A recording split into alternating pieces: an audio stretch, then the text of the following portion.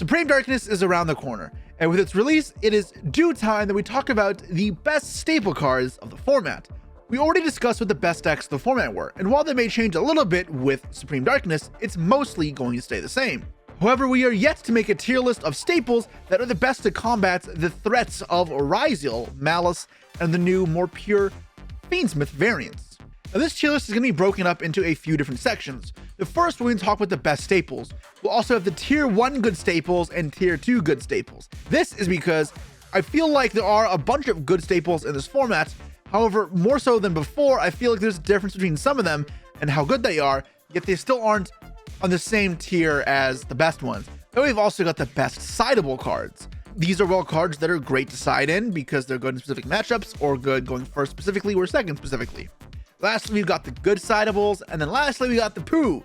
Some of the stuff from past formats which is now no longer good, or other staples I see you guys play that I feel like has no right to be in your decks.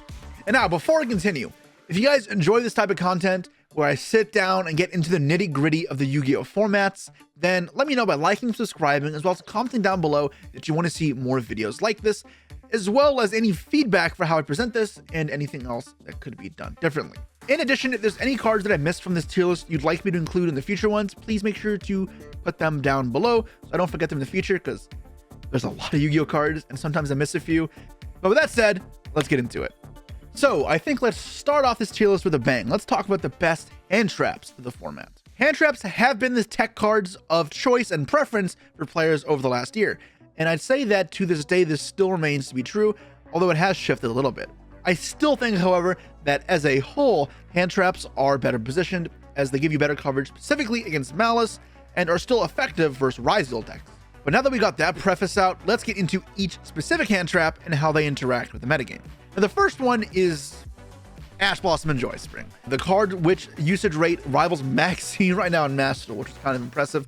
This card is easily one of the best staples. For me, this card is an auto-include in almost any deck, and I've often said how I thought this card wasn't the best, but I think now is not that case. It's very good, partially because, like the Master and OCG metagames, we now have very big implications for this card when it goes first. Use it to stop the Charmies, and though the Charmies aren't going to be in every single game or played as much as Maxi, they still are relatively prevalent, and you should expect to play them against them several times in a single tournament. I will say this card can be pretty bad versus Malice, where once they get going, there's nothing you can do, and then obviously it doesn't stop White Rabbits or Dormouse, so it's not incredibly effective in either of those scenarios. However, it can still stop the extenders like Engage, as well as it can stop the field spell, which, if you get rid of that and sign up mining, leaves the Malice deck with very few starters, actually, which is kind of sad. And then versus other decks, it is very good too. So specifically against the Fiendsmith package, hitting Requiem can cut them off meaningful placement times, especially if they didn't lead with the Fiendsmith cards that convert into light fiends like Exciton or Closed Moon. And then it's also good versus Duo Drive for the very obvious reason of then stopping Cross. Now, obviously, being the most flexible card, it's good in other situations as well. It can be used aggressively, for example, to stop the Fiendsmith and Paradise Send, which is, while not huge, can be good in pushing through fields if you say draw 2 Ashes or draw it for 6, as well as it's one of the few hand traps that actually stands up against Tempai. And despite what I said in my last deck tier list, that Tempai was in a bad spot, it seems to have taken a bit of a foothold as a strong rogue deck in the metagame. Now, I do think there is one hand trap that is better, but Ash, for me, is without a doubt a very strong card. Next up, we've got Ghost Ogre and Snow Rabbits. We're continuing on with the Ghost Sister train. Ghost Ogre is a solid card right now. For one, this card does mostly hit Ryziel Duo Drive, because like Gigantic Sprite, it doesn't detach for cost, it detaches for effect. However, there is a way to combo around Ghost Ogre that is vulnerable to Nibiru and other hand traps, and then involves putting Detonator on the field before using Duo Drive. Now, the card is also good against Fiendsmith in some situations. It is particularly not great against the Caesar end fields, where it doesn't stop the Ascend for Paradise, as well as, while you can use it on Caesar, it'll still get them 1 negate, and overall trade pretty subpar as far as card economy goes. However, where it can be good is to Ogre Desiree, because Desiree checks how many materials it has or how many equip cards it has at resolution. So if you Ghost Ogre it, then nothing will be equipped to it by the time Desiree resolves, and then they won't be able to negate your cards. Now, obviously, Desiree's Graveyard effect will then trigger, so if they were negating a monster in field, they'll still get Ascend, which can feel lackluster. However, a lot of times the Desiree will be used on power spells. Enforcement through power spells, now that is a lot more important, and that's where this card can be good in that situation. But the other circumstance in which this card is good is against Malice, where Malice is really good into negation. It's something I've talked about before. And the best way to counter that is with removal. Removal is where they're weak because they lack proper extenders, especially in Engine. They have the 3 names that give them 3 extra summons, and that's it. And until they get to their Link 3, which is a pretty hefty commitment, then removal really hurts them. And Ogre does clear 2 bodies, even if you're not getting the negate plus destroy type effect that you would if you hit, say, the duo drive, because it would destroy it and negate it. Hitting, say, a Haggard Lizardos, the revive or the banish effect would still happen. So by removing those 2 bodies, you're really accomplishing what you need. And the deck can't easily just extend past that. So that's where Ogre can be good. Now, I do think this is worse than Ash as it lacks flexibility. It is worse versus Fiendsmith cards. It is worse versus the Rizal cards, as it can't be used to prevent anything. It can only be used for duo drive. And for that reason, for me, it's a tier 2 good staple. It's more rigid in its usage right now, and a metagame that is a little diverse. I wouldn't say it's fully diverse, but it's a little bit more diverse than people may think. That Ogre is at the bottom of the list in terms of good hand traps, but it's good enough to the point where I still think it is worth playing if you're trying to have a large menagerie of hand traps.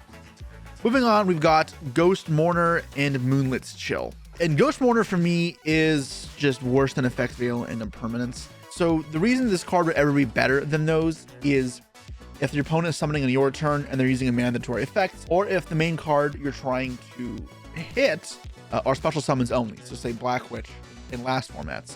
However, that's not the case here. There are times where normal summon Ice Rizal could Veil or Imperm, can't Mourner, which can suck. More importantly, the mouse cards, where hitting the mouse cards feels pretty bad, as well as a lot of effects are once per turn. So having Veil and Impermanent response is more important than Mourner, where if you Mourner on summon, they can summon a second one. I can't really ever put this in my hand trap above like anything else.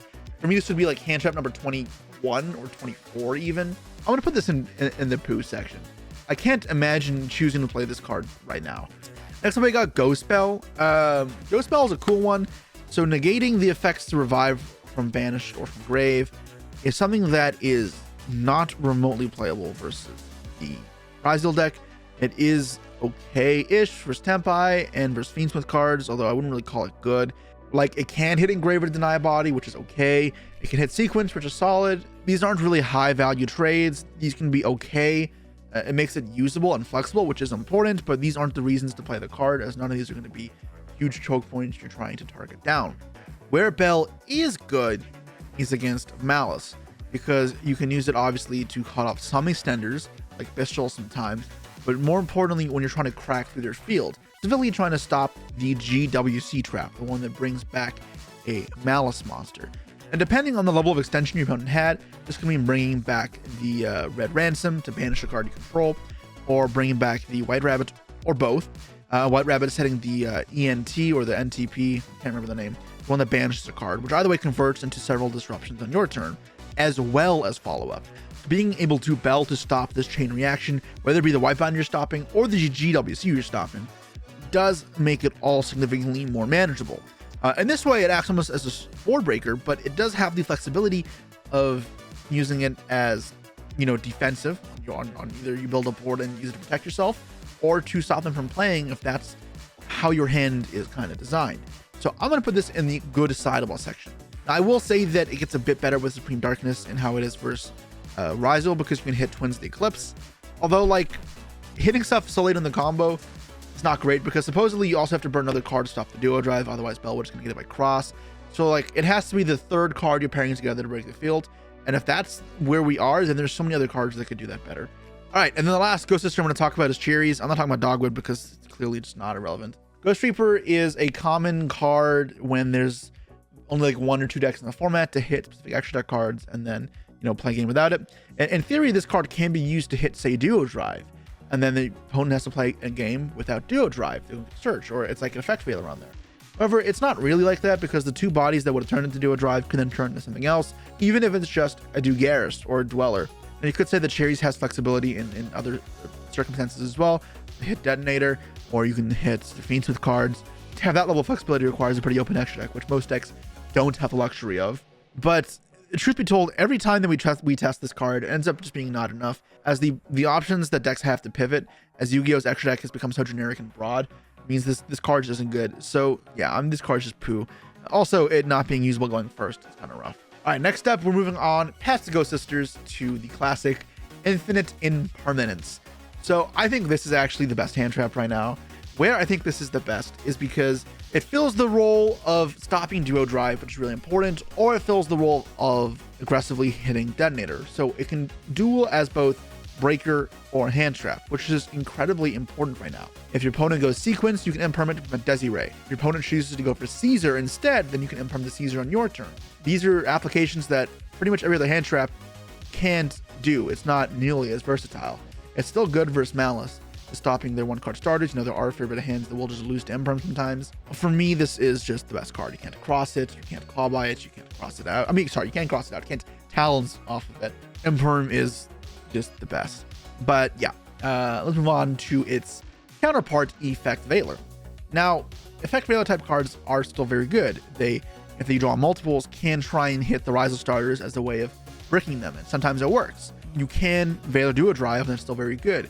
Veiler New Sequence can be very good. Hitting Malice starters can be solid. Sometimes hitting the Malice links might get you there. Might. Not always, but they might.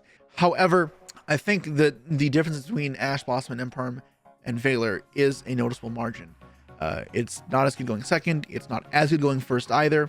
And when you're deciding what hand traps you want to include, Veiler, I don't think is an auto include. And there are some decks where you choose a hybrid of hand traps and breakers, and the card you're cutting for that is Veiler, because it is a clear step down in card quality to previous cards I mentioned. For that reason, Veiler goes as a tier 1 good staple. Next up, we got DD Crow, a card which has seen a little bit more play as a sort of countermeasure to Fiendsmith cards. For me, this one doesn't make too much sense. We'll get to another option you can play instead, but there's really nothing else in the grave you want to hit. At least I don't think so. It also sucks that a lot of the time when they're summoning Engraver, they have a Necroquip on field, so if you Crow, they just draw a card. And if you Crow preemptively, it may not even work because they may just have several Engravers as they, use Lacrima, or they let Engraver. It's just idealistic to think this card will work out, and the payoff is not even that high, because even if you Crow Engraver when they use the effect, you hit a little bit of the resource game, but they still have the other body that they Fiendsmith cards started with, or they generated. Your opponent can still use their normal combo, or they make sequence. The thing is, this still lets them play. However, you're comparing this to other non-engine, yes, this card can help, but it's not like it's the most flexible thing in the world, and I'd rather have so many other non-engine cards in its place that accomplish either the same thing or more that, yeah, it's not good. So for me, this card is poo. I would not play this. Next up is Skullmeister. This card has been poo for a while. I don't know what you're trying to hit with this, and getting graveyard effects right now is not it. That hasn't changed. I'm not going to explain this one too much, so let's put it in the poo section. Maybe it'll have its day again, but yeah, not for the foreseeable future. Next up is Vados. Stopping field spells right now does not matter. Stopping Rizal Cross is a lost cause. That's not very important. Hitting the Mouse field spell can be good, but it's not gonna be the deal breaker, or the what seals the deal very often. So inflexible and not soloing. This is poo. All right, next up we got the Bystials, and first off, let's talk about Magnamut. So Magnamut is one that I've often put at the top of the tier list as one of the best staples. However, I'm going to put it as just a tier 1 good staple this time, and there are a couple reasons. Now, Bystials are still very good because they hit the Fiendsmith cards, which are a big part of the format. They hit the grind game, as well as stopping the end field, which is important, as well as producing a body that can either be used as just a body to attack with, or a body that converts into some of the best cards in the game right now, as well as they can hit Twins Eclipse or Aggregator to soften the fields, even if just slightly. Then obviously Mag gets the same as Druiswurm, but it's the extra body that gets the Druiswurm as well, or gives you the extra banish, because in some cases that can be the deal breaker. But okay, so why isn't this card one of the best staples then? And the reason I think it's held back a little bit is partially because there's anti-synergies now with hand traps, but with other engine cards. For example, the Striker cards, the Cash cards, and X Rizal all kind of have non-bows, as we call it, where they just don't work well together, and that is a little sad. Obviously, converting Bystials into Fiendsmith cards is crazy. That is a crazy synergy. That means Fiendsmith decks should for sure play Bystials. But I think that some of the other decks it gets a little weirder for. And obviously the Malice cards with crazy synergy as well, where you almost play the Bystials and Malice because of the synergy, not because of its non-engine utility. However, it also gets a bit worse in the sense where if it's Purest Rizal, it's just okay, and 20 Eclipse is like a fine thing, but it's not huge. As well as versus Malice, it's not great. When they send Daceverm, you can hit that and it helps you push through fields a little bit, but it's not going to be the deal breaker. In some cases, you can get the Malice banish, trigger its effect, and then they revive a Splash Mage, and then you can Bystial it, and that does the job. But these circumstances are rare, and I wouldn't count on them as a reason for being Bystial good. So for me, it can be a little more hit or miss. It's not completely inflexible, and at the worst case, it's bodies, which in most decks helps a lot, especially in the shape of the current format. So they are still great staples, but I think putting them in the best staples might be a little bit too optimistic. And then similarly, we got Druiswurm. Druiswurm is strictly worse than Magnemite. You also don't have, I guess, the synergies with Tempai, which are ridiculous. Druiswurm is still good as an on-engine card. Pairing a Veiler and a Druiswurm is very good into the Rhizal field. It deals with a lot of it, and then you just have to deal with their non-engine. But it does its job well, and I think for that reason that Druiswurm is a very good staple. Now, next up is Dominus Purge. This is one that very few decks can play right now, but it's one that seemed very impressive to me. It did the same thing as Ash and Imperm and Veiler in a lot of these cases, but when you have an extra trap in the grave, whether it be a grind game or you Lacrim at the Paradise, if Imperm in grave, it goes the extra distance. And versus Rhizal, the popping, say the sword, can be big. It can be a big difference. For that reason, I think this card is one of the best staples. Not every deck can play it though, but I think if you can play it, you just should be playing it. It's a really good card right now. Next up is Dominus Impulse. So this is a card that is the inverse, and before I would put Impulse as one of the best staples. In the Fire format, this card is fantastic. Impulse feels like the where Purge was before. Versus Rhizal, it's significantly worse. Where versus Rhizal is not a great place to use Impulse. Like versus the Fiendsmith cards, you can hit Requiem sometimes. They have to control a card, which is the problem. Or you hit a Fiendsmith card, which is not great. And for that reason, Impulse can be kind of weird. It's not the best card in that case. Versus Malice, it can be pretty solid though. Hitting extenders or hitting the GWC. For me, because of its kind of lack of playability versus Rhizal and not always being the best cards even in other matchups, it's just a good sideable card where if you can play it, it's a good card to have that is good going first, as like it always be somewhat playable, as well as it can be very good in some matchups, especially rogue matchups. And yeah, obviously you have to be able to play it, but good card. And I think a fair bit of Mouse side decks will include it for that reason. Next up, let's talk about the Mulch armies. We got a third one to talk about now, but first off, let's start off with Fuwalos. And for me, Fuwalos is like either the best sideable or tier 1 good staple. I mean, like, I'll put this in best staples, so it's more clickbait, I guess, the best of something. But for me, this is a really good card, still for very obvious reasons, but I think it is worse than last formats because Rhizal variants have ability to play around it. Now, this card is very good with Fiendsmith, and that is what we talked about heavily in the last Fire formats as an implication for this card. And versus Rhizal, it's not a bad card, but it is worse than like Veiler Imperm. Like, I would happily give you a card for Duo Drive than Surge 2. And there are ways to play in which you thread on the rank 4 before using Ice, or you just don't use Ice, period. And then in those cases, Fuwalos is not great. The point being, Fuwalos doesn't feel like a broken card in the Rhizal matchup. Versus Malice, it can be very good though, depending on the hand. In some hands, you end on like half fields with Malice that are still pretty competent, but it definitely stops the crazy stuff that Malice is kind of cancer with.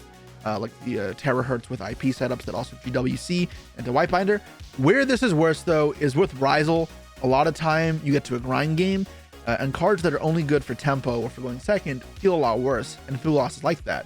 And that further makes it worse into the Rhizal matchup. Mitsurugi Rhizal is another thing to talk about. That's going to be a little bit of a popular deck. Be something to look out for with the 2 YCSs, Orlando and Birmingham, coming up. And this should be solid against them. It's not crazy like it is with the Fiendsmith cards. That is a nice reason to play that deck with the Fiendsmith variant. This Fuwalos is more manageable, but it still stops the crazy rank 4 infinites where Fairlimbs feels a lot worse to go into. But yeah, Fu is good. Weird. Next up, we got Purulia. And this one is a good sideable to me. It is close to being one of the best sideables, but the problem with it is even versus Rhizal, where it trades up for value, oftentimes they can give you 2 draws and go Detonator, or if they have Ice, or if they have Bonfire because they rip it, they search Ice, and they give you 1 draw for Detonator. And while yes, that could be okay, when they're backing that Detonator up with non-engine, it could be not enough on your end to secure the bag. As well as versus Malice, Purulia is not great. I see people put it in as something that gives you a 6th card. So when they normal summon a Dormouse or a White Rabbit, it lets you see Lancia a little bit more. And for that reason, Purulia feels just okay. There are many other rogue matchups where Purulia is great, but yeah, good card. Just I don't think on the same degree as Fuwalos. Next up is Moltres Meowls. So the last one to come out. We haven't had any announced for Alliance Insight, at least not at this time that I'm recording this. Yeah, draw a card when they summon from the grave or banish. It's the newest one out of Supreme Darkness. Where does this kind of fall now? Obviously, this card is not going to the main deck because Ryzeal should just never trigger this. Versus Fiendsmith cards, even if you get one draw off of like an engraver, it's just like not good for very obvious reasons. The main use of this card is, it should be clear, it's Malice, right? You hit them every time they revive a Malice monster, whether it be a link or an effect monster, you get a draw, and it makes them less, trigger happy with getting all of their names, as well as things like reviving with Fissure Birth can feel worse, as well as Splash Mage can feel worse, as well as what's cool is if you draw it for 6, you can shotgun it in the draw phase. Makes GWC a little bit more reasonable as well, because if they chain it there and then summon White Rabbit and Crypt or the Red Ransom, the one that banished, can't remember which is which, then you'll draw 2 cards, still not 3, but that's fine, as well as the White Binder will not get the crazy value. With how powerful Malice is going first, I feel like this is an auto include as a side, so I'm gonna put this in the best sideables. Gotta be prepped for Malice. Very good deck. Next up, we got Big Boy Shifter. So Shifter is one which has fallen out of main deck favor, as it's not great into pure Ryzeal. It stops X from triggering, but I think the more and more I play, I realize this really just is still main deck material. It is obviously horrible in the Malice Mirror match, but I still think it's worth the risk for the Mirror to play this card, because it still hurts pure Ryzeal. It hits the 20 of the Eclipse plays as well. It makes Cross worse. It makes Duo Drive worse. It stops their ceiling. It makes Ice worse. It's just overall worth doing this versus pure Ryzeal. But then there's the fact that pure Ryzeal is the least common variant now. It's good versus everything else. Fiendsmith Ryzeal, it's great against because it's Fiendsmith cards, and it hits their ability to extend drastically. I think Shifter is a fantastic card. Obviously, all the rogue decks will still struggle versus Shifter as well. So to me, it feels like still an auto include if you can. And despite what some projections said, we did see that the best Anaheim Malice lists, or the popular one, I guess, the striker one, was maining Shifter. So yeah, Shifter for me is one of the best staples. Next up, we got Nibiru, the Primal Being. So this is one which it feels weird. So this card doesn't stop Duo Drive. It almost feels like a card that stops Detonator, but it also is a little more nuanced than that because it has other applications as well. Obviously, if your opponent starts the Fiendsmith stuff instead of Duo Drive, then you can hit the Fiendsmith stuff instead. That doesn't prevent the Ryzeal stuff though. And that way Nibiru can be pretty good. However, if you have Veiler for Season, then Nibiru and Duo Drive can still be very strong. Nibiru versus Malice is also very good. Versus a straight up summon like Dormouse or whatever. However, Nibiru paired with other hand traps can prevent your opponent from getting access to the Link 3s. Once you get the Link 3s, then Nibiru can feel way worse. The removal is not as important because they can just grind game very well, as well as they can revive stuff very well. Why Nibiru I don't think is the best staple is it's rarely good enough by itself. You need to pair with other stuff. And if you're playing a deck with a low non-engine count, Nibiru should 100% not be the card. Malice and Ryzeal should have plenty of effective ways at dealing with Nibiru. And then also versus the Mitsurugi cards, one thing that's worth noting is this card is not as bad as it looks, because if your opponent has Mitsurugi that makes you discard to avoid negating, you can discard the Nibiru, and then your Nibiru will still resolve. And then you tribute the whole field, and Nibiru token doesn't come out, which is pretty cool. And obviously, this may suck if you want the Nibiru for a Fiendsmith play, but it makes it not as bad, so you not feel like you're burning 2 cards for one. It's still at least trading 1 card for the field. Yeah, so for me, this is a good staple, but it doesn't reach the same heights as the other ones. Next up, we got Droll and Lockbird. Droll and Lockbird is an interesting one where it falls into the category of a card that stops Duo Drive. Most people won't play around it in a way that Duo Drive will resolve. For example, they can go Ice, Special, Sword, or X that make Duo. Now, this won't prevent detonators, so you have to deal with that, as well as any of the non-engine they can set up alongside it. So it's not fantastic in that regard. But Droll can be effective in other ways as well, especially when they're not playing the pure Ryzeal deck. For example, Fiendsmith Ryzeal, if they have Engraver, is brutal because they get stuck with Attract in their hand. That one sucks a lot more. Bonfire as well is a fantastic Droll target. And in that whole variant, Droll becomes an actual effective card. Now, versus Malice is another problem. Droll is pretty bad versus the Malice core engine.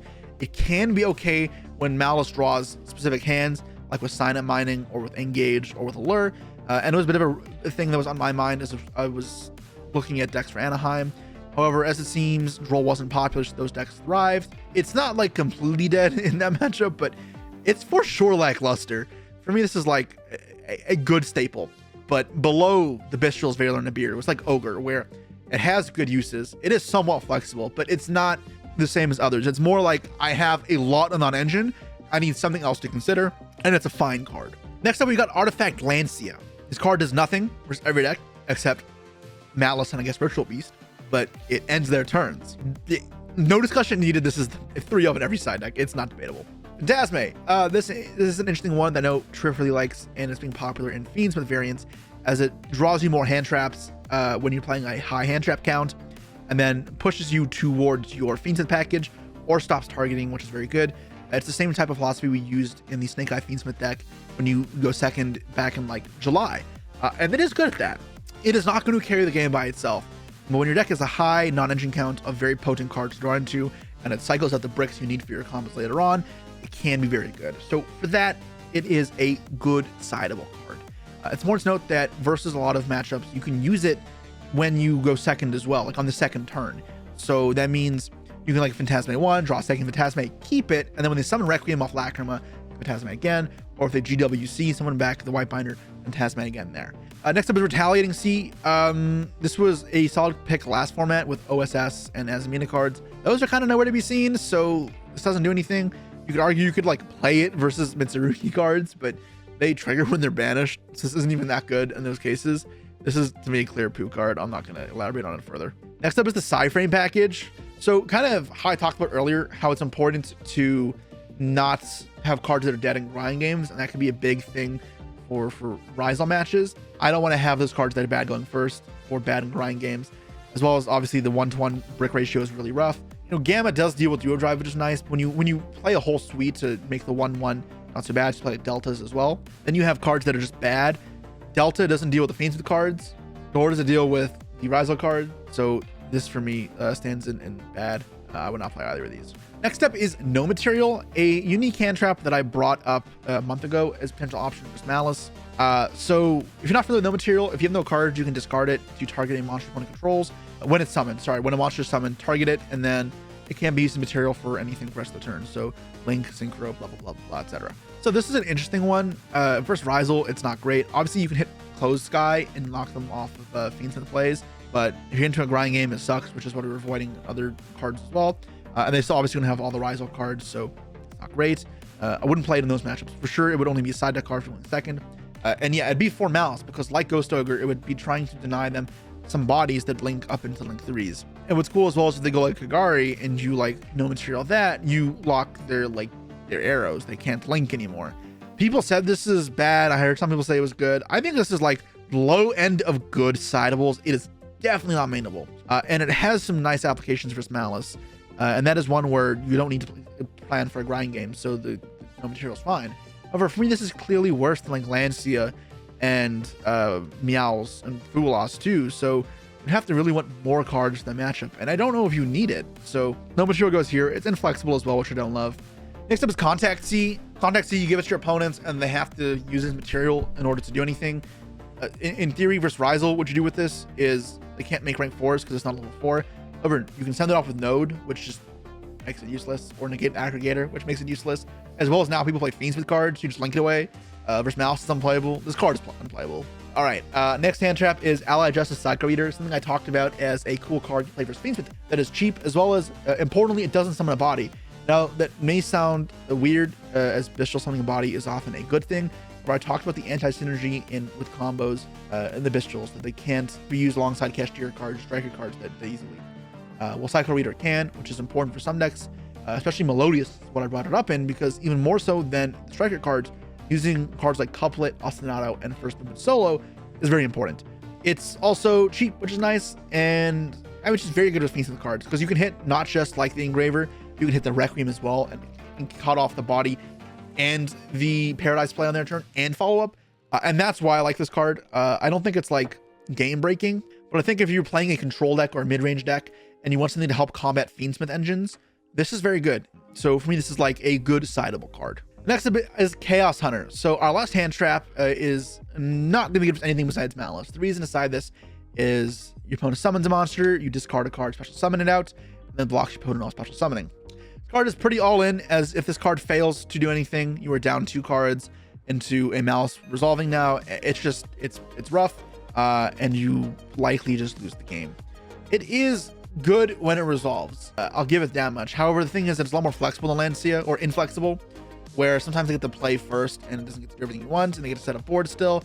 Other times they are prepared for it and have cards like Talents or Thrust to grab outs to it. Like, siding from Meowls can be hard because a lot of the conventional hand traps against them are so poor that Chaos Hunter might be your best bet. Especially if you can't pair cards together like with Nibiru, then you need just one card that deals the final blow. And Chaos Hunter can be riskier than Lancia, but there are games where it will carry. I think it is significantly worse than Lancia, like more than people may realize, but it is still good at what it does. So, yeah. That wraps up the hand traps. Now that is the most intensive part of the video because I think they're the best and thusly require the most explanation. Let's keep going with some of the monster board breakers, if you will. So first up, Sphere Mode. Tribute 3, summon. This card's not good. A lot of boards don't have 3 monsters. It may just be like Caesar plus Detonator, for example, which Sphere Mode does nothing against. Malice has a lot of revive cards, so Sphere Mode does nothing. Committing a normal summon sucks. Not a dex. This card is just poo. Lava Golem, in theory, is better because it can hit that Rizal board I talked about of Caesar plus the Detonator. However, Twins Eclipse replaces it, as well as now you can your normal summon. Overall, it's like better, but I still think there's other breakers I'd rather play over it that are significantly better. And it's not like it's any good versus Malice either, so this is still just poo. The next one is Kurikara. This is actually maybe the only one of these monsters I think is playable. I still don't like this card, as it's a card I really don't like because your opponent will still get some value off of their cards before Kurikara is live, but it can be pretty good because it deals with like cards like Caesar, Desiree, Detonator, and the crew, as well as Terahertz can be big for if they send Daceverm in the draw phase or any other card, or clearing up the Mouse fields as well, and then trying to enter a grind game versus Mouse. One of the few times you can enter a grind game is with Kurikara, because not only will you clear their field and put up a body that attacks and does another monster, is you'll steal their monster in the end phase. This may be a Detonator, which will then become Disruption, or their White Binder to rip apart their grave of Mouse effects that have already been used, and then also get their White Binder out of rotation in a sense, because now it's stuck on your field. And in that way, Kurikara actually is pretty solid. It will not carry games on its own, but it's one of those cards where paired with Engine, it can do something. And then paired with non-Engine can also be pretty solid. So it's rather flexible. For me, this is a good sideable. Now, why I wouldn't want to main deck this is obviously it is just unplayable going first. You know, it's not do everything post side or when you go second. It's not going to solo games the way Lancia can or Fuwalos can. So good card though. Next up are Kaijus. Yugioh's, I think, past the point, or at least I don't know. I don't want to say that because cards always cycle in and out, but for the time being and for the last little bit, Kaijuing 1-for-1 trades on a monster has not been worthwhile. Hitting the Detonator means it just triggers the Twins of the Eclipse, which is not worthwhile. And that's after you, of course, Valor the Duo Drive as well. This just means it's a card that trades for Detonator, but it's inflexible compared to other breakers. So this is an easy no-no for me. Like, just put this in the poo section. Next up is Fenrir. So Fenrir is a weird one.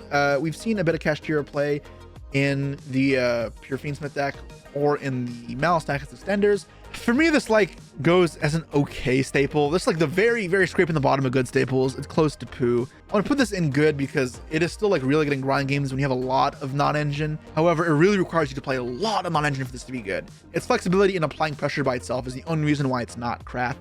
But as its use as breaking fields, it's like very meh. Like it can trade okay into Detonator. Okay.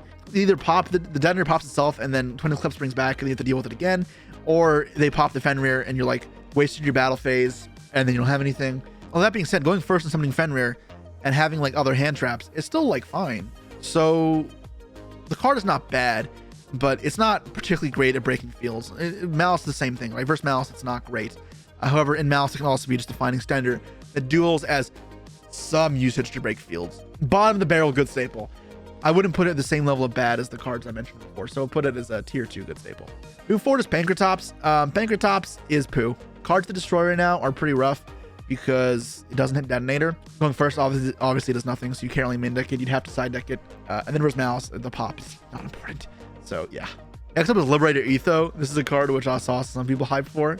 I'm looking at you, Herman. This card blows. It's a brand new card from Suda that says if your opponent has a card on the field or grave that directly responds to one of your effects, like Detonator does. You can half your life and summon it. It's unaffected by monster effects on the field. It also says it can't be used as material for anything either. There's not even a free body you can link away afterwards. It's like a reptile, which means you can use it off Snake Rain if you are playing a reptile deck with Mitsurugi cards, but it's not like a level that's convenient for you either for the ritual summoning. This is a bad card.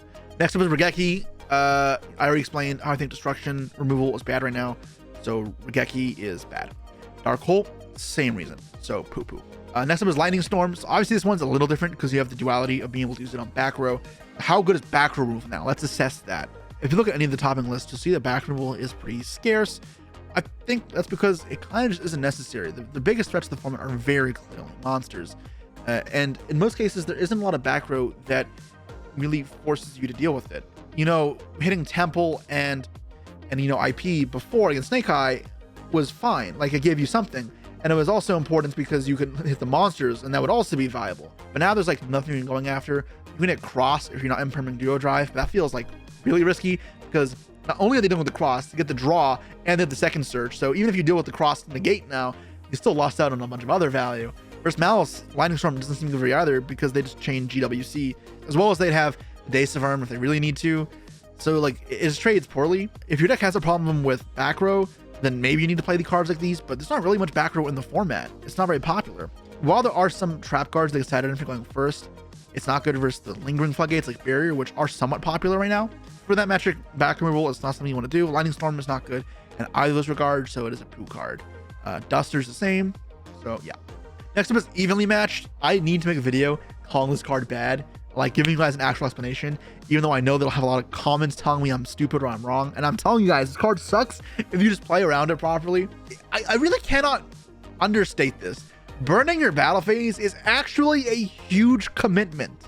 There's a reason why runic decks only work in some formats or with some engines that really have a good payoff, because your battle phase sucks. And at least in runic, you can like do stuff in the battle phase where evenly like you literally have to use it first and you have to go battle phase first. And it really alleviates any sort of flexibility. Next up is Cosmic. And obviously this is a bit better than the Storm and Duster because it can be used as a defensive card. Although unlike last formats where you can have a lot of continuous cards to hit, it's not great into Rizal. You can hit Fainted cards sometimes. It's not great at doing that. Or you can hit Cross, which is again not great. And sometimes you hit mouse cards like the field spell. More importantly, when they set their traps first before summoning a monster, you can Cosmic those. But these aren't like stand out, like really important interactions that'll define the game. They're good, but they're not great. And then going second, you don't need the back removal. So for me, this is a card that I would just not include. And for the first time in a while, back removal is just garbage. Next up is Dark Rule No More. This is a card that was bad in last formats because despite a powerful board, follow-up was too strong, and guaranteeing that you can't kill them, where all you can do is pretty much clear the field and make your same turn one setup, wasn't good enough because that means they'd already be able to clear it based on the follow-up that their deck establishes. It's the same here. Rizal Fiendsmith has crazy follow-up as well as Malice does, so for that alone, it's just not worth playing this card. As well as in grind games, obviously it sucks. You know, we've been on the train of it's going to be a grind game a lot of the time. Dark Ruler doesn't thrive in those environments. We're in that environment. Next up is Ultimate Slayer. This is one of the best, if not the best or only good removal card right now. It has seen a lot of play in OCG because you can shuffle back the Detonator, which is important because now they can't revive it off Twins the Eclipse or off of the Rizal plugin, as well as you have the bonus effect of sending Aggregator to deal with a secondary card, whether it be the Cross or the Caesar, depending on the variant. And it's also playable in other matchups, like in Malice, where you can send the Evil Twin card and then pop a card, another card in the field, or you can send like Farragut to cycle a card, or just send a blank, and then it just trades 1-for-1 at the very least. Now, it is worth noting this can eat up extra slots, which can be a reason not to play this. In some decks, you're already playing Aggregator, this card becomes an easy side deck choice, but you can't main deck it because you can't guarantee it'll be live against other matchups. As well as in other matchups, it's not always as good, and it's not good going first. For that reason, I think it's one of the best sideable cards, but not one of the best main deck cards. Next up, we got the Steel Spells. The weird thing with the Steel Spells is they would typically be very good against a card like Detonator, but Detonator's ability to pop itself makes it not as crazy. Obviously, Talon, which we'll get to later, it's a bit better against because you can steal a different card instead. Change of Heart, Mind Control, etc. are just significantly worse. Stealing Malice cards isn't great. It can be like a little bit, but I wouldn't consider these remotely enough to play versus Malice that I'd consider it. You need better breakers or better hand traps, and I wouldn't commit spots to that. It can be good for dealing with other cards that complement Rizal, like Caesar, if they're playing Fiendsmith variant, or Baguska if they're gone for pure and they've done that. However, it won't deal with cards like Dweller, which may complement the pure variant instead. So it can be just okay in these sort of positions. In my mind, there's just better cards to be playing at all times. So yeah, Change of Heart for me is poo. Mind Control, the same thing. Change of Heart is poo, Mind Control is poo as well. And then Snatch Deal, the same thing. And lastly, there's Enemy Controller for this category. Enemy Controller is a bit different because it's attributing a cost, makes it less good for a card economy. However, because of the quick play spell, it means it's not bad in grind games. It can be used defensively a lot, as well as by attributing as a cost, it means that it lets you dodge certain things. So beating cards like Effect Veiler and Impermanence, which can be very good in specific situations and decks. I do not think this card is like a mandatory card in a lot of side decks. However, I think that if you're going for a board breaker approach, this is one of the better ones to include. I think its flexibility in going first or second is hugely important, and it can help a lot in breaking through fields. It is worse than a lot of the other cards in this section, to be honest. So I would not like rush to put this card in, and make sure it fits your lineup of wanting to break fields. If you're playing a hand trap lineup, then I'd stay away from this card. But yeah, it is playable. Next up is Herald of the Abyss. This is technically a more playable breaker because it doesn't destroy, but at the same time, again, they go detonator, chain, pop itself, and then it dodges. So this card's poo. I'm not gonna kid around. And then back to the steel cards for a second. We got Electric, Virus, Puppet Plant, and Marionette Might. These cards are good steel cards when you want to steal Fiends, Warriors, Thunder, Zombies, all those. A Detonator is not anything you can steal, so that's immediately worse. It can steal Caesar. Doesn't matter too much. Yeah, now these cards don't come for Cyber either. They're just not good. So yeah, poop. Next up is Exceed Encore. So yeah, you can bounce Detonator and they won't be able to chain, which is important because then they can't 20 eclipse it back. However, they'll also be able to revive other cards and then get searches, which means it's worse in a grind game. This card, in my mind, is certainly better than cards like Regeki and Dark Hole. It is a more competent sideable breaker because it actually does what it's supposed to do. However, comparing to Ultimate Slayer, it doesn't get the extra bonus effect, as well as it's a little worse in bouncing the Detonator, means that it's not worth playing. If you wanted like 6 copies of Ultimate Slayer and you had to, this is the card to include. I'm going to put this as good staple as well. This is even closer to the bottom of the barrel as well, because it has its merit and application to it, and I think it's like technically usable, but I would avoid Exceed Encore personally. Yeah, I don't know. I'm gonna leave it at that. Next up is Soul Release, a popular card in Fire format to rip apart Fire King Graveyard. Ended up getting phased out as more Pure Snake Eye was popular. This format, there's nothing to hit on the graves. This is just clearly garbage. Gravekeeper Inscription is kind of the same thing. So yeah, I'm just gonna put both of these in the poo-poo section immediately. Next up is Book of Eclipse. And Book of Eclipse is a solid card right now. I'm gonna put this as a tier 2 good staple. It's not like crazy, but it can be used versatilely to go first and defend yourself, or go second, and it can deal with cards like Caesar. It can deal with Detonator. It can deal with both at the same time. It can deal with Baguska. It can deal with Desiree. It has a lot of options. It is, however, bad against Malice, and this was important for the Malice Mirror. And also, with Twins of the Eclipse, you can go Detonator, pop itself, and that comes back. It's not going to be like an insta-kill versus Rizal, but it does help soften up their field, which sometimes is all you need to do, or all you can do, but it is overall still a solid card in its versatility. It is a good staple. However, I would not throw this in every deck. It's a deck that only something like Tampai or Malice should really use, or other combo decks, or just aggro decks. Next up was Book of Moon, and unlike Eclipse, it is way worse because it cannot hit Desiree. It cannot hit multiple monsters at once, and those two things alone make it more inflexible significantly than Eclipse. Therefore, it is poo. Next up is Super Polymerization.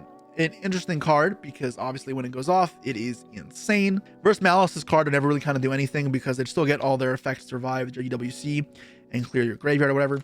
Versus Rizal, there are sometimes you can pivot into lights on board, and then Super Poly can be good. However, 20 Eclipse still exists. There's still the Fiendsmith cards half the time, or the other hand traps. And like what we found in farm format, even if you can clear the field, discarding a card can be pretty rough because they have all their non-engine still, and being down a card now having to deal with that can be counterproductive. So yeah, for me, this is a bad card right now.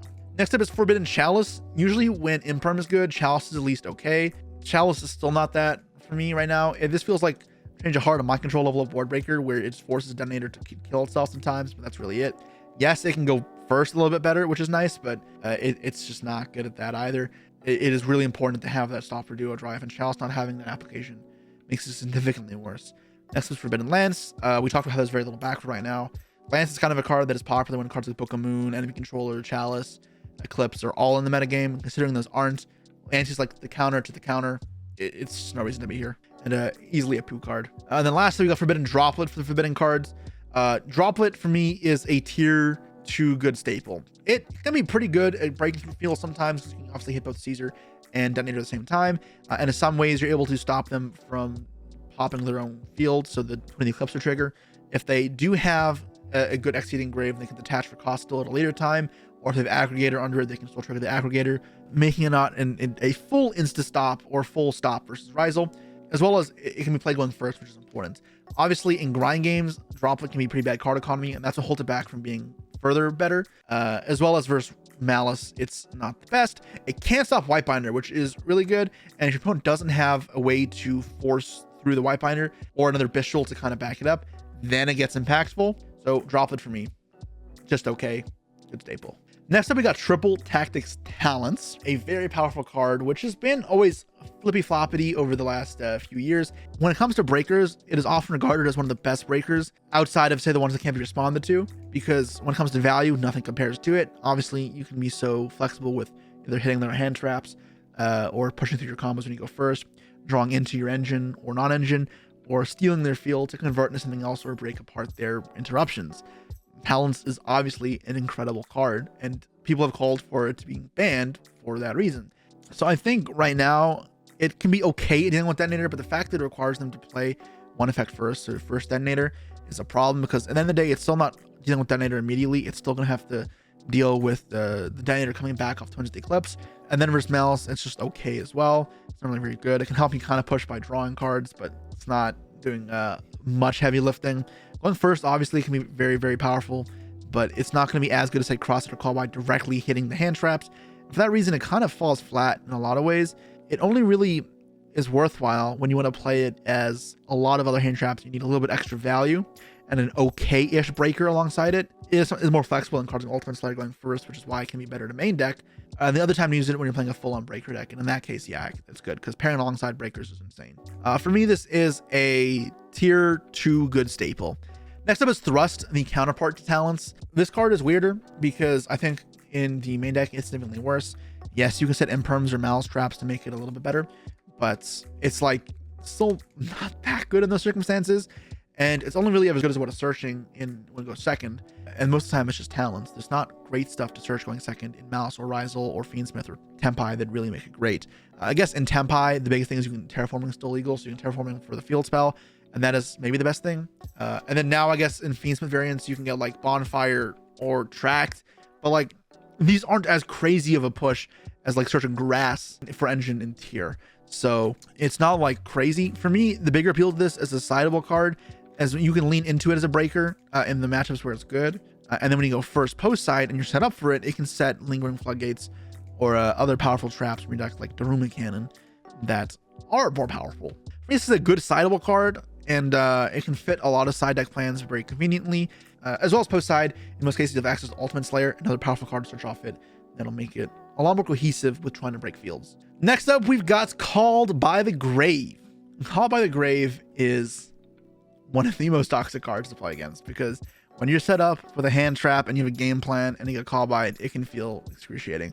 And now we have the Maxi-esque mini game in the TCG with the mulch armies, and call by plays a part in that as well. An aspect of Yu-Gi-Oh, which I don't love, and some people will argue that the call by should be banned, some will argue it's necessary evil, some should argue it should be a 3. I honestly haven't really decided where I stand on that opinion. I don't think it's maybe as toxic as people think it is, but it can be pretty rough to play against sometimes. This card is, I think, one of the best sideables. However, I don't like it going in the main deck, because where I like call by as a main deck card is when it's good going second, and in a lot of cases and formats that is the case. So taking like when we played it at Master Duel Worlds, for example, hitting the Fire King cards or Phantom Belle or Promethean Princess were all very good cards, or Fairy Tale Snow or tier cards, or Enchained to Brandon in red. In this metagame against Rizal, it can be like okay at hitting a Twin of the Eclipse target. It can hit hand traps to push through plays sometimes, which can be okay. I can hit the Fiendsmith cards sometimes, which can be okay. You can hit the White Binder off GWC, which can be, again, just okay. It doesn't really excel in any of these circumstances. It's not nearly as impactful as any of the things I said earlier, like hitting Phantom Belle. So for that, it feels a lot worse going second, and that means I don't want to main deck it. Next up is Metaltronus. So this is an interesting one. I still haven't really decided how I feel about this because there's some games where this card feels really bad, although it feels really good. I think I've decided that it's too hard to make this deck work with both Malice and Rizal. I pretty much want to just use this against Rizal, and for that I would never main deck it because then it's bad with other matchups. But the fact that you can convert their detonator into your Fiendson package can be very powerful because you negate the detonator, Underworld Goddess, go Requiem, and then yada yada yada. That's pretty good. As well as you can use it, you know, defensively as like a Solemn Strike type card. However, obviously it lacks versatility, and that you can use it in other matchups if you're doing that. Or like if you're going to use it like a Solemn Strike, it unlike Solemn Strike can't be used against Malice. I do think it's a good card though. So I'm going to put it in the good sideable section. It doesn't lack the same level of potency that Ultimate Slayer does as the Breaker. It's not as flexible as those other cards as well. So for that reason, good sideable. Next up is Crossout Designator. This is one of the best side cards. Again, it's not a main deck card because, you know, like I talked about, it's not good going second into boards. Yeah, I can hit some, you know, of their non-engine, but that's not really what I'm trying to target down when I'm using my non-engine. I want my non-engine to counter their engine for the most part. And my non-engine is for their non-engine and needs to be incredibly important or needs to trade positive in card value, where Crossout just a 1-for-1. Obviously going first though, that targeted non-engine for their non-engine can be a lot more important because it gets through your plays. So going first, this card is incredible, and for that it's an easy one of the best sideable cards. Next is Made to Order Mermaid Outfitter, a card I talked about last format as being a viable option for putting part of the graveyard, as well as accessing your own engine cards. How's that now? Well, Soul Release is bad, graveyard removal is not very good. Should be pretty obvious. The card is poo. Next up is Lullaby of Obedience, a cool one in Snake Eyes to give you more extenders and starters. Doesn't matter really much right now, not really, because if you like Lullaby versus Malice, what are you gonna call? It's like, that's the deck I'd want to use it in, and you can like call Magnamut in the mirror, which is like, okay. The problem with calling a Malice monster is if it gets banished, it goes to their banish zone, as well as you have to normal summon it. You call Magnamut and they give it to your field, you gotta search a Druiswurm in the end phase, and then you can use one body to make Haggard, Lizardos. This issue though is the extenders you want usually generate two bodies, like Kashtirif, Unicorn, or the Hornet Drones. So it is strictly worse in that way. And for that reason, and it's not the really good starter either because it's their monster you're stealing. It's just a bad card. And in Rizal, the deck is so searchable anyways. You already cycle through all your cards guaranteed every turn that searching doesn't matter with this card. Next up is Power Filter, a popular Floodgate last format. It doesn't hit the same stuff this format. This card's just bad. Next up is Deck Lockdown. This is an interesting one because it's like in theory good because people don't play background removal. And if you're playing a Rizal deck, you can turn it off by either sending with Ice, sending with Node, or negating it with Aggregator off of X Rizal. And all those would make this seem rather good. However, this card isn't going to grind games, which will happen somewhat often. As well as they can go X, send Aggregator, and negate it as well. So that becomes a problem. Then it comes back to you in your turn, and you have to deal with it again yourself. So Floodgates are in a weird spot right now. They're not very good. And I think value-oriented stuff is what you're looking for here for the most part. Next up is Gozen Match. In theory, you can hit Rizal to some degree with this, and it's technically not the worst card, but there's just better cards to play if you want to hit stuff versus Rizal, so I wouldn't play this. Malice obviously does nothing. Next up is Grave of the Super Ancient Organism. There's no high-level monsters. Next. Next is Dimensional Fissure. In theory, if Shifter is good, this should be okay, right? Well, no, because even though you can hit some aspects of like the Fiendsmith and the aggregator stuff, the fact that it's not good going second is important. Where before Fissure like into a Fire King field, you know, meant something because now they couldn't like do their Fire King combos into your disruption or into your push, meant it actually helped play through fields. Although Fissure versus the detonator stuff is worthless. Yeah, also playing continuous spells into detonators is lunacy, so yeah, bad card. Next was Anaspell Fragrance, and this is the same thing. Bad in a grind game, bad into extension Rizal. A lot of extenders aren't monsters or aren't spells, so yeah, this card's bad. Next up is there can be only one. This is good versus Malice, but even then sometimes they'll have like a Bystial or, you know, Kagari and then make SP and deal with it, so it's still not like auto win. I don't know, Floods to me feel so bad. It's probably a good sideable, because if you can play it, it deals with Malice decently. I wouldn't put it in versus Rizal, but yeah. Next up is Skill Drain, one of the L classics. Skill Drain is an okay sideable. For me, it's just good at the very best. It's not best as it was before. I still think in general you should try to go for more value-based trap cards, and we'll get to those in a bit. Skill Drain though can be so good in the long run that is usually worth playing. And if they X Rizal, to aggregate or negate it, and then you do the same thing on your turn and puts it back in effect on their turn, and that kind of like train of momentum can be pretty good sometimes, as well as, unlike the other floodgates, when it turns back on and negates their field, so all the interruptions they made kind of get returned down to 0 unless they pop it, which may not always be the easiest. I think Skill Drain, Skill Drain is also crazy versus all the rogue decks, so yeah, this is, if there's one to play, it's probably Skill Drain. Next up is Soul Drain, and I guess this is the other one to play, not Skill Drain, but this is targeted. It's not a generic card. Soul Drain is good versus Malice. It hits effects that activate and then Engraver banished, which is all of Malice. That cannot be activated, so good card. Next up, we've got Power Sink Stone. This is worse Skill Drain. Skill Drain was already kind of teetering on the edge. It's just bad. Rivalry of the Warlords does not have Malice, and that's what we're kind of looking for, so let's put this in the Slaughterhouse as well, in the garbage section. Next up is Semil Archfiends. So I'm going to stop talking about this card in tier list. We brought it up because people were hyping it up back in Tempai format. It's been established now. At this point, you can see the results. It's not good against those decks. It's just not effective at what it does, which is the most important thing when evaluating side deck cards. So it's just a bad card. Next up is D-Barrier, a card which myself included thought would be like a defining card of the format. Be every side deck best sideable, and for that reason, Thrust to be one of the best side cards as well as a way of searching it. And while it's good, especially versus Rizal, it's not auto win. That's because the most popular variants of Rizal has not been pure, but Fiendsmith, and we'll now see Mitsurugi Rizal. And those decks have navigatable ways around Barrier, as well as if we enter grind games, thanks to Hand Trap Wars. Barrier doesn't always help the best into grind games. Now, Barrier isn't a dead card in grind games, because it still stops them from making cards like Duo or Detonator, which would have sunk resources into anyways. And if it locks and exceeds, then they can convert them into Fiends with cards, and then it means that you don't have to, change what you're doing. However, when they are converting those into Fiends with cards, it gets way worse. So Barrier is not like in the crazy spot, where it once would be. So this is a card that is a good sideable card, but I would not think you're crazy for not siding it. In fact, I'd reckon the way I'm building my side deck right now, it's unlikely to be in my side deck. However, not a terrible card by any means. Next up is Different Dimension Ground. This is like a okay side deck card because it's a searchable off Thrust, Defissure, or Shifter type card, and we've already explained how that is okay. This is like contingent on you playing Thrust in my opinion, but it's okay, so we'll play one or put it in the good side deck section. Next up is Heat Wave. This only contains the Tempai, I guess, but like, I don't know, is this even a good card anymore? No, because Tempai's new game plan is to play a Fiendsmith deck. You're playing a very value-based game where you want to just play better hand traps, better card economy, and then win a grind game, or hope that if they play for a grind game, they don't have a strong enough field, they get one hit by the Tempai cards. So I don't think it really synergizes with what the deck's trying to do anymore. So I'll put the Heat Wave in the bad section. Next up is Mistaken Arrest, and the idea here is Caught Off Searching, and it's Lingering Floodgate, can't respond to it. And that can be fine versus Rizal, but it still doesn't hit off everything. Versus Fiendsmith Engine, it's better because it hits off Tract and Engraver as well, but it's not going to carry the weight by itself, and you need your Floodgates to really be potent. So yeah, I'd go for that instead. Next up is Eradicator, very powerful card hitting spells and traps. However, we've kind of already talked about how back row wasn't very good because spells and traps in the format aren't very impactful. Therefore, Eradicator, same thing. Next up is Artifact Sanctum, a card which I haven't included on this list before. And Sanctum could be used as another way to get access to Lancia.